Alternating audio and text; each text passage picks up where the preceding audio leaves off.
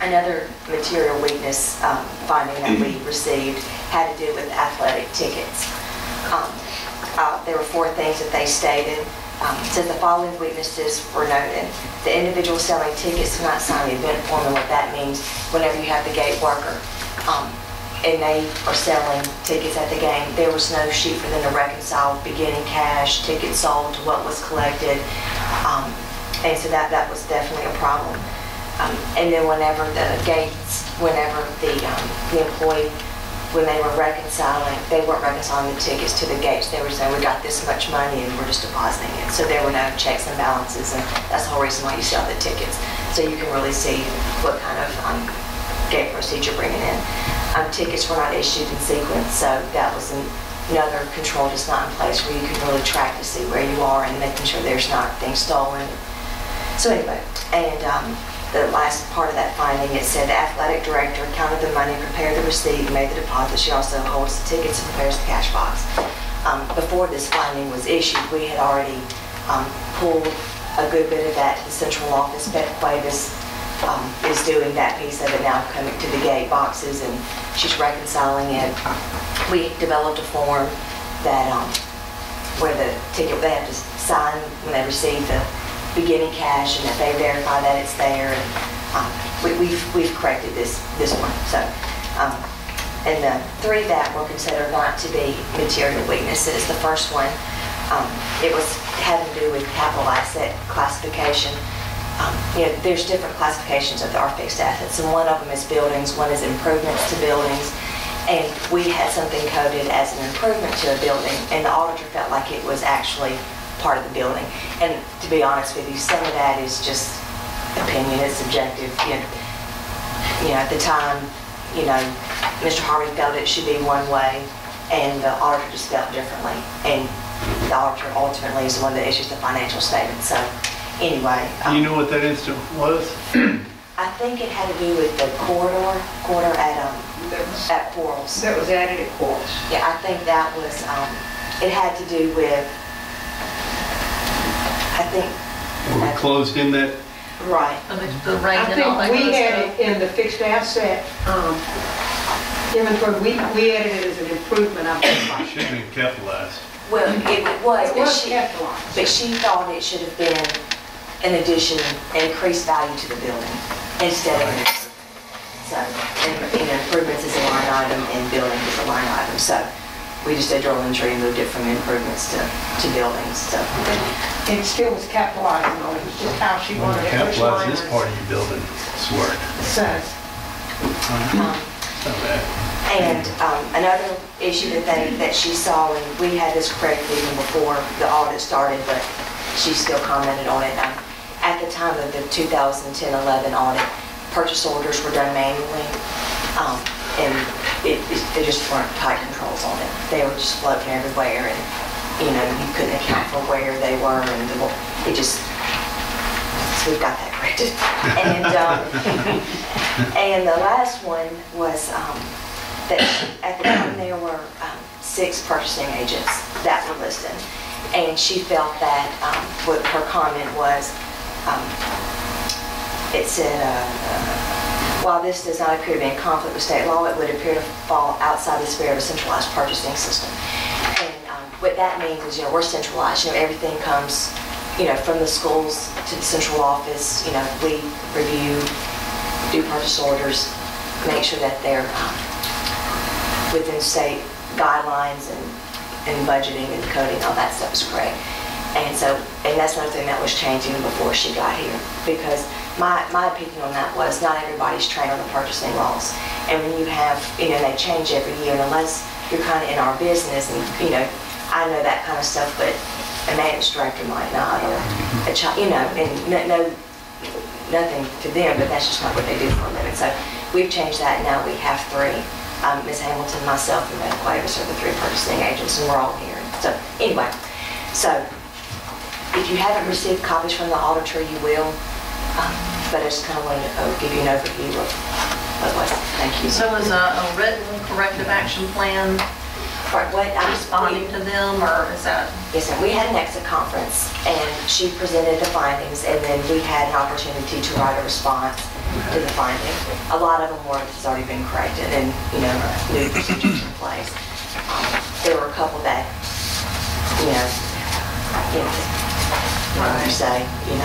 so, this year, our auditor is going to start on the 29th. It's going to be Joel Cunningham, and you guys approved that in the summer. So we're ready to get that over with, and this has been dragging forever, so we're hoping that this one will come in and be efficient and get our information to us. And I just want to let the board know that all of these that were brought up, except I think 2, Mrs. Grin had corrected within the first month she'd been here. So when the auditor came, we could address that, yeah, we know that was wrong now, and it has been corrected. So I just want to thank her for being on top of it. Thank you. Thank you, Ms. Green. Let's see. The Mississippi Statewide Accountability System. You ready? Well, Y'all want to? do you want me to, we've got that, and we've got the test scores. So they kind of roll together. Okay. Is it a PowerPoint or is it a? I'm getting ready to hand you a piece of paper, so if you'll take one of those and pass that down, and while you're passing that down. You need us to sit out for the time. Well, not yet. I want to look over this paper first, but while you're passing this. The accountability results for 2012 have just come out. Okay. And what you're receiving right now is what our concise, what the state is on their website. There's a new MARS website. MARS stands for Mississippi Assessment and Accountability Reporting System. But if you go onto MDE and click on the MARS connection under districts, it goes to the old stuff. And so what I put on the top of this piece of paper is the new website. And that's where the reports are supposed to be. The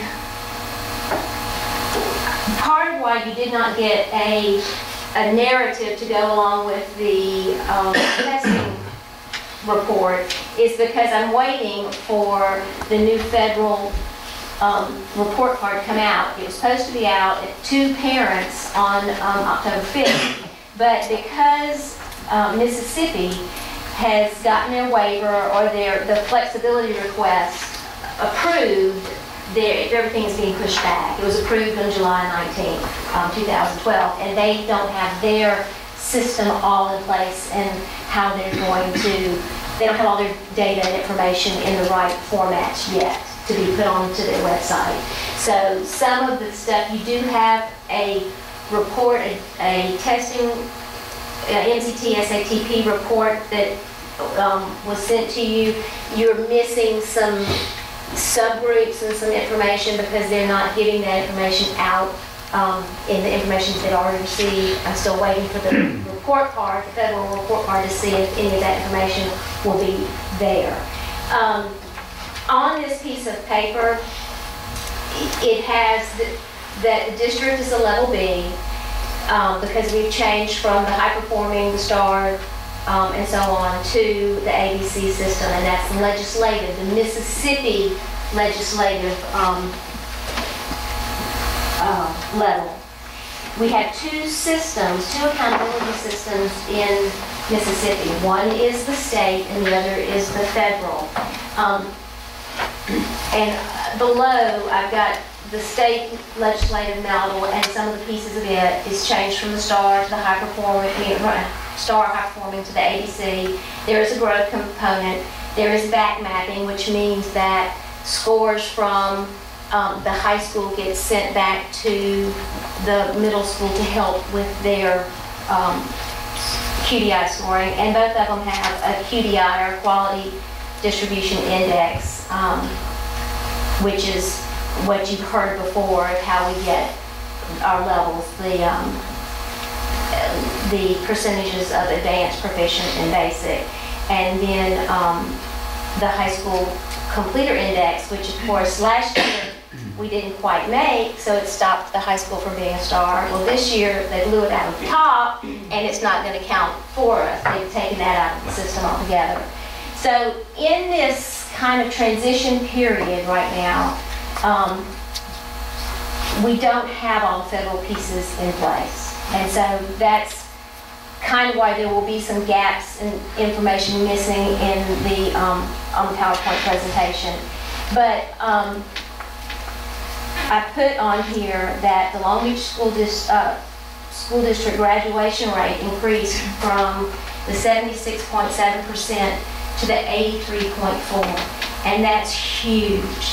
That was a major goal of our high school administration, and I have to say that Mr. Dabbs and Mr. Beto and Dr. Robinson focused in on that, and you can see that they really made a difference.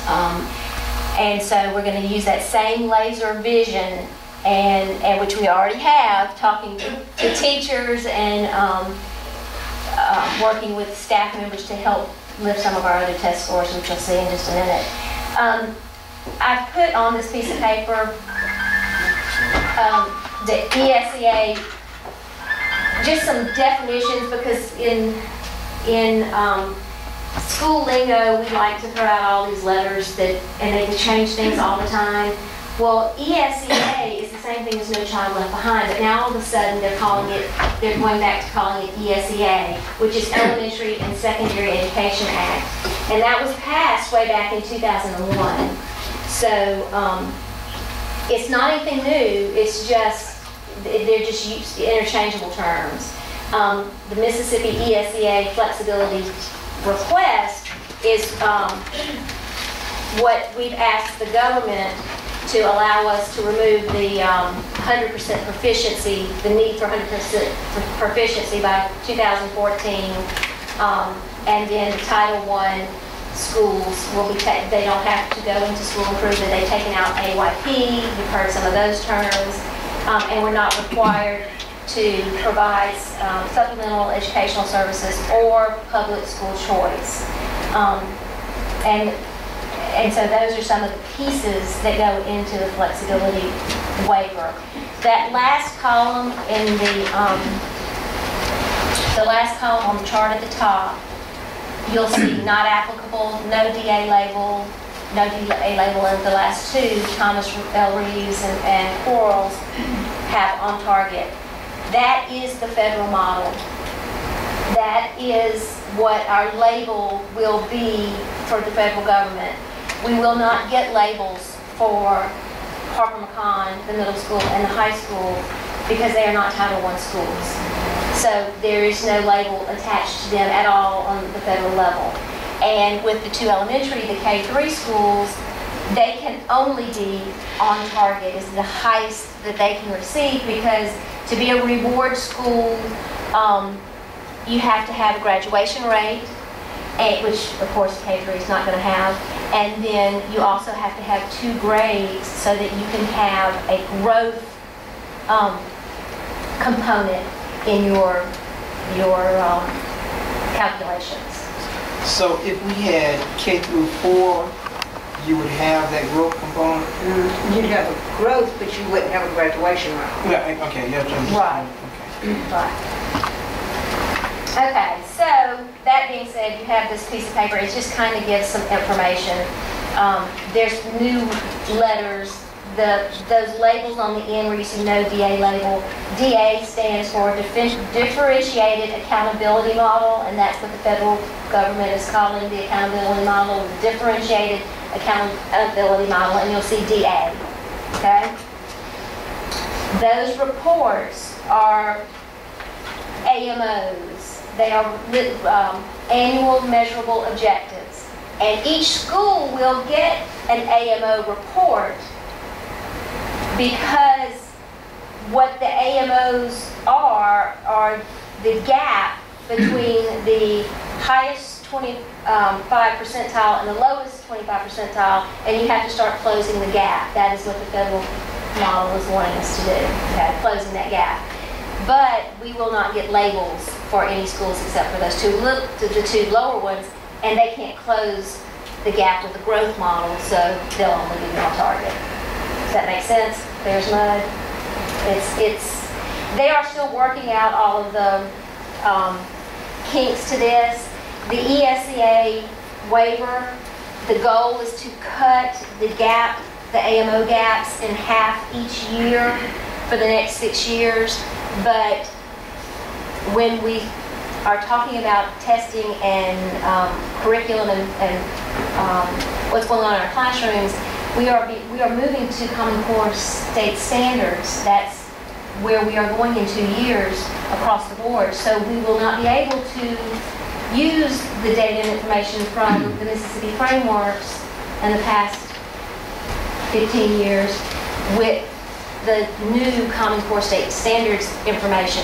So there will have to be a shift there as well. So I'm standing here telling you all this, telling you that it's going to change again, even though it's not set in stone right now either. So it's very fluid. And the state is trying to get a handle on it, and we're moving. It's like this target that's kind of moving all over the place.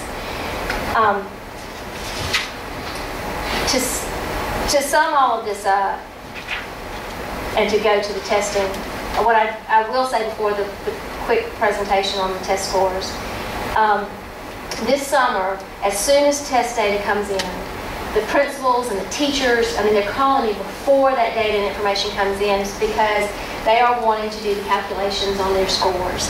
So they are very aware of how this works. And this year, Long Beach School District is piloting the principal evaluation system. And the principals have met with Mrs. Hamilton, and I've given them information on test scores and back data, and they are developing school and district academic and managerial goals for each one of their schools. These plans take into account the staffing strengths and the staffing weaknesses, and right now principals are observing classrooms and they're celebrating successes, and they are working with teachers by putting people on plans to improve classroom instruction if that needs to be done as well.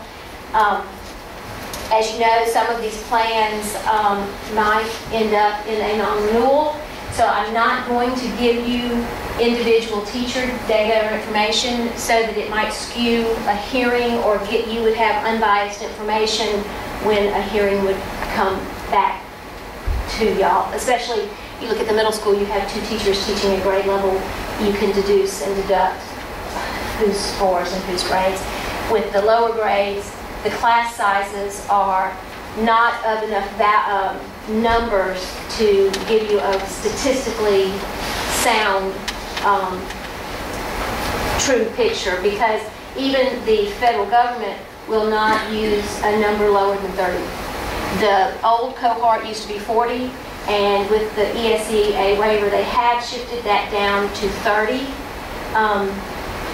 But when you get into our classes of 27 and below, you're skewing some statistical data and information, especially when you're talking about different scenarios that we can't address in a PowerPoint presentation or in an Excel spreadsheet. So that being said, if you guys want to shift down to the seats, we will turn on the...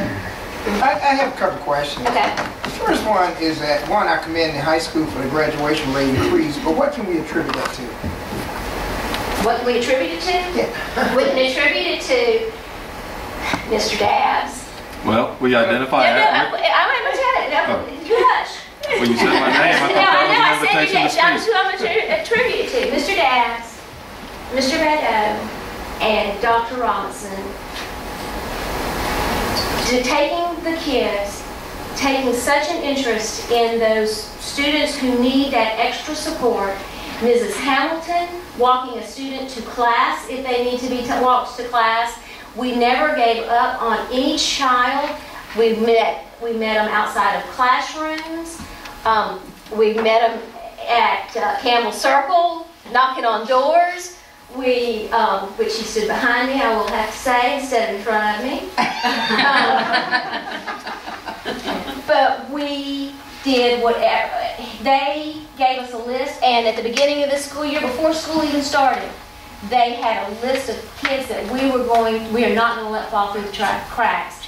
And Dr. Robinson, and we played good cop, bad cop. You guys know Mr. Bato's personality. He is calm, cool, collected, and he and I were in his office with a kid one day, and he was being calm, cool, collected, and I was coming over to see that kid with the parents there because this kid had to graduate and he had to do it, and we weren't going to let him go, and it was his future and his life, and whatever it took, and now I'll let you say, but I had to say and commend that high school team for fighting with teachers if they felt like the child needed to have that extra help. It was